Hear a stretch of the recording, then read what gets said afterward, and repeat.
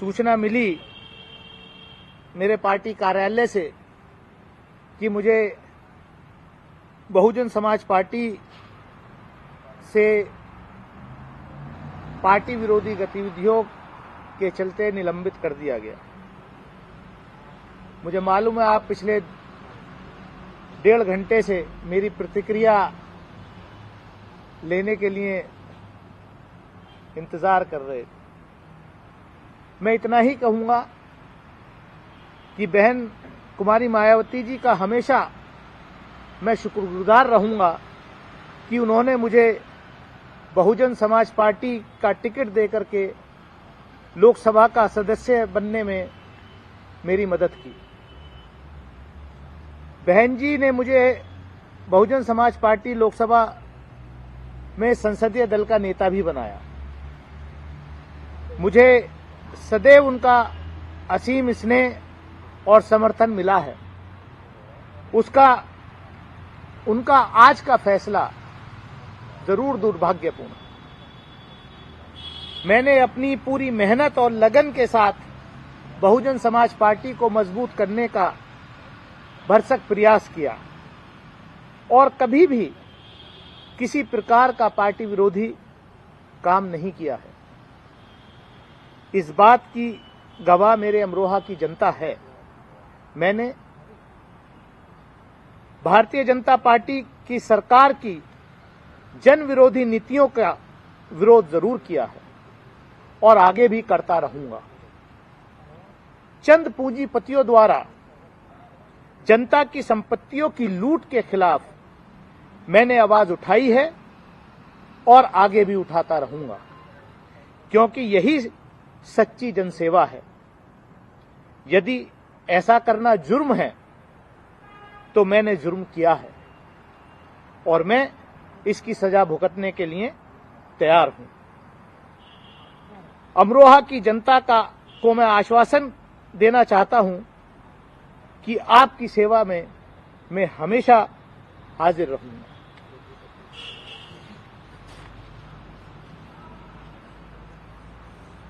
ये मेरी प्रतिक्रिया है। बाकी आप कुछ पूछना चाहते हैं धनुष भाई, आप कह रहे हैं कि कभी जो रिश्ते हैं वो कभी खराब नहीं रहे, तमाम चीजें। क्या लगता है कि अभी क्या वजह है कि चुनाव से, क्योंकि अब 2-3 महीने रह गए, इस वक्त आपको निलंबित किया गया है? क्या सिर्फ ये पूंजीपतियों के खिलाफ जो आवाज आपने उठाई है यही एक कारण है या कुछ और भी इसके पीछे है? ये तो मैंने कहा कि मैं जिस दिन से मैं सांसद चुना गया, पहले दिन से मैंने जनता के हित और पार्टी की आइडियोलॉजी को ध्यान में रखते हुए संसद के अंदर, लोकसभा के अंदर मैंने इस देश के शोषित, वंचित, पीड़ित समाज की, किसान की, गरीब की, मजलूम की, पिछड़े वर्ग की, शेड्यूल कास्ट की, दलित की, अकलियत की, बेजुबानों की जुबान बनने का काम किया। अगर ये सब पार्टी विरोधी है तो मुझे पता नहीं। कहीं भी कोई अन्याय होता है उसके खिलाफ सबसे पहले आवाज बुलंद करने का काम किया है और आगे भी करता रहूं। सर, आपने ट्वीट किया, उस पर लिखा कि लूट जो हुई है उसको लेकर के मैंने आवाज उठाई है, जिसका मुझे इस तरीके से सामना करना पड़ा। वो लूट किस तरीके की, कौन सी लूट? देश के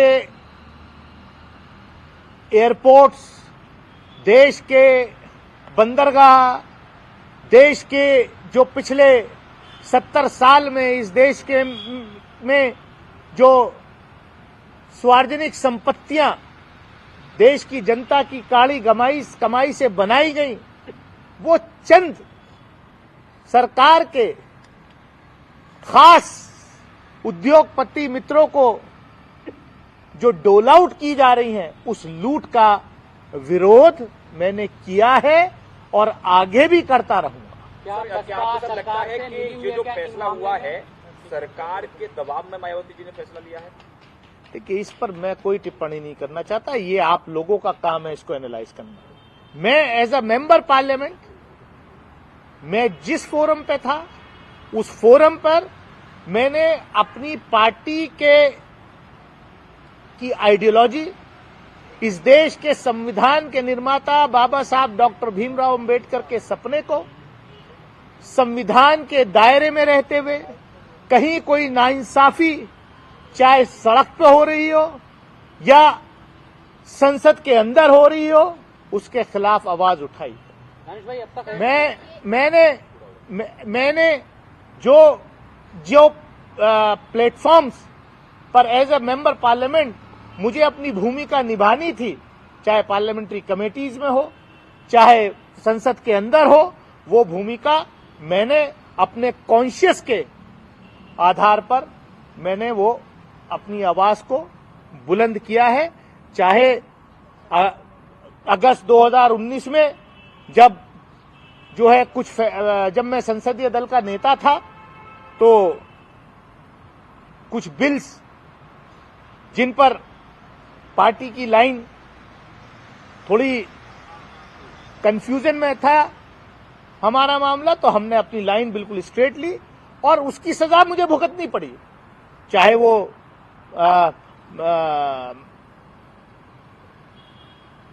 एनआईए या राइट टू इंफॉर्मेशन एक्ट का अमेंडमेंट बिल हो या 370 हो या ट्रिपल तलाक हो या सी, जो भी बिल्स थे उन पर मैंने अपनी लाइन स्ट्रेट रखी और मुझे संसदीय दल के नेता पद से हटाया गया। मैंने उसको कबूल किया कि मैं जहां हूं, जो लाइन है, जिन बुनियादों पर ये पार्टी बनी उस आइडियोलॉजी पर मैं खड़ा रहा। मैंने कोई और मान लीजिए कहीं अब कल जिस तरीके का फैसला हुआ महुआ मोइत्रा जी वाले केस में, तो मैं अपना फर्ज समझता हूं, मैं अपनी जिम्मेदारी समझता हूं कि एक महिला सांसद के साथ अगर अन्याय हो रहा है तो उस अन्याय के खिलाफ मैं खड़ा हूं। मैं कमेटी के अंदर भी, एथिक्स कमेटी के अंदर भी खड़ा हुआ और मैं कल भी खड़ा हुआ, क्योंकि जिस तरीके की रिपोर्ट बनाई गई, कैश फॉर क्वायरी, अरे भाई कहां वो कैश, कौन से कैश की क्वायरी रिपोर्ट जो है वो टेबल की गई, कहीं तो दिखाई नहीं दिया, ना कहीं है। और जिस तरीके का वहां माहौल हुआ, अगर महिला की अस्मिता के साथ कहीं कोई खिलवाड़ होगा तो दानिश अली पहले भी खड़ा रहा है और आगे भी खड़ा रहेगा।